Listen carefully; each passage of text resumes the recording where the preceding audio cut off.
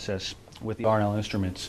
Let me first just describe some of the woods here, because these are certainly some unusual woods that you don't see that often on any instrument.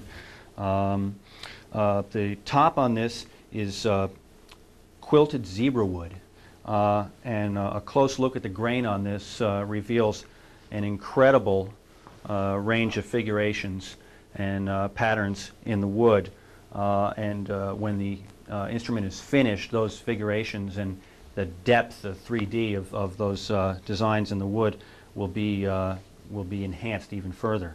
Now, this instrument right now, as you can see, although it's not finished and it's not fretted, although the fret slots have been cut, it is strung up. There's tuners and there's a bridge on it. And the reason for that is this.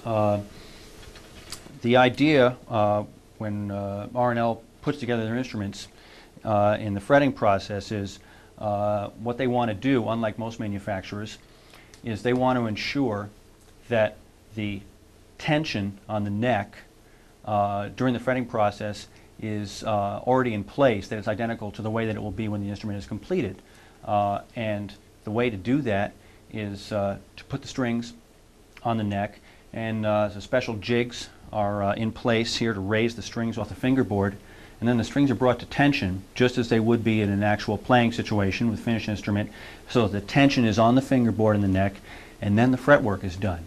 And what this means is when the fretwork is completed and then the strings are removed and the instrument is it continues to be finished, that the wood in the fingerboard will be already acclimated to the pressure of the fret tangs in the slots, and there won't be any readjustment or need to change anything in terms of the setup of the neck. The neck's already, in a sense, pre-stressed for the tension of the strings and the frets, so that everything is going to sit properly without going out of balance in terms of the tension one way or the other.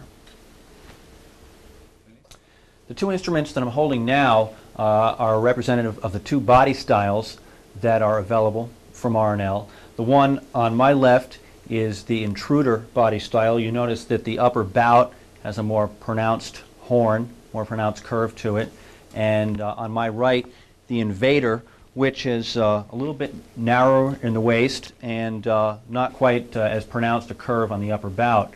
Both instruments balance beautifully and feel very comfortable when you have them strapped on, whether you're sitting down.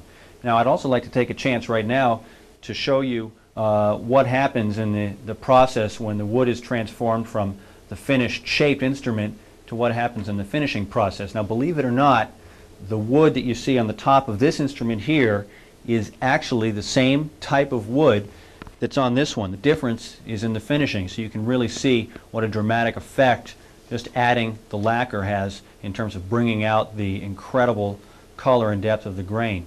Now, this wood, as I mentioned before, is a burled spalted maple, and the figurings in here are really incredible. We can see, if you take a close look on this one, the black lines are actually caused by mineral deposits in the wood, and the smaller circles that you see are actually the burling, which is from the root formations. This comes from a lower part of the tree. And also, if you look at where the control cavity area would be in the lower part of this instrument, you'll see there's actually some figuration as well. So there's an incredibly complex piece of wood on this instrument.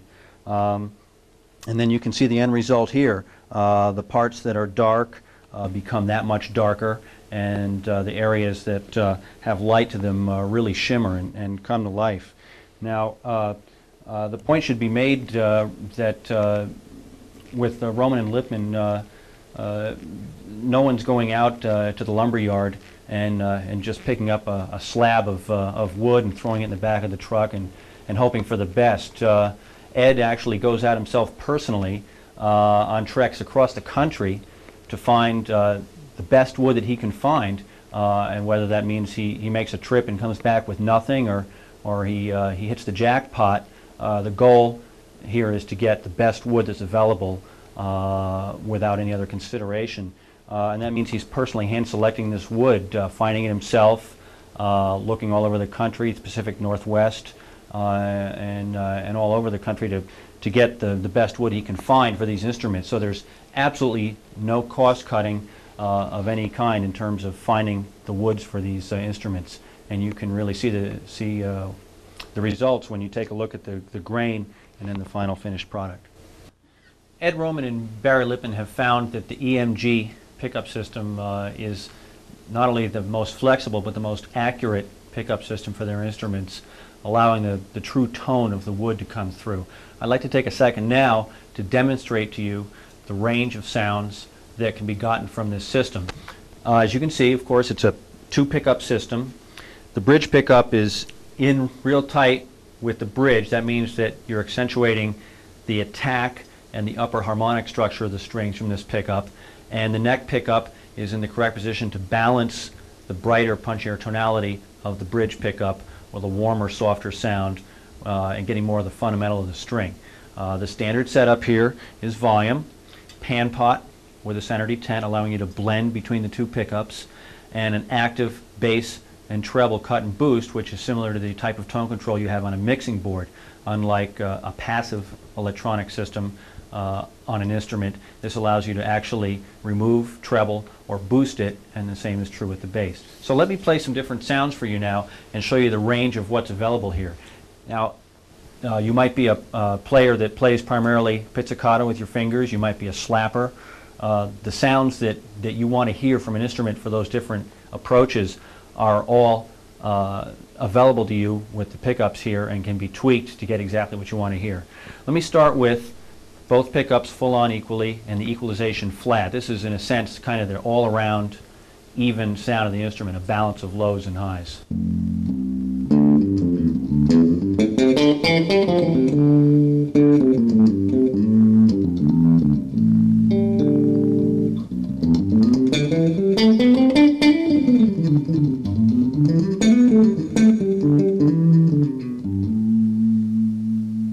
Hear that with both pickups on equally, there's a characteristic notch in the mid-range. Now if I move to the neck pickup, you'll hear that we get a fuller sound, the mid-range is enhanced, and we hear more bottom end.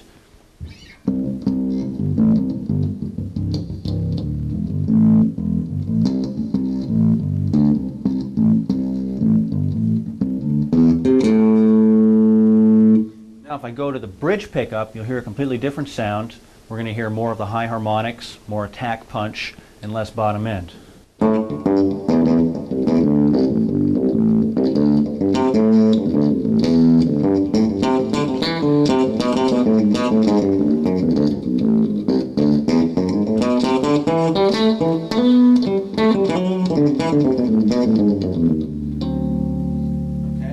Let's listen to what the EQ can do now to further shape that sound.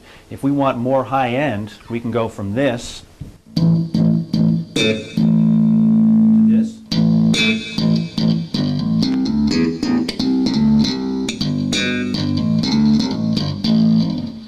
Conversely, we can take the top end off if we want a rounder sound.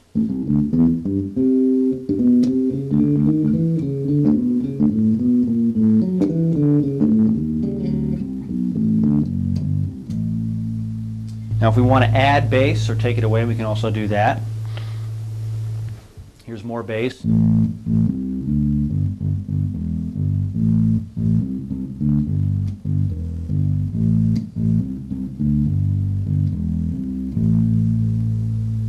for reggae, traditional R&B sound. And we can pull that bottom end off and get a much brighter sound. Might be good for a progressive rock kind of approach where you want a really cutting sound.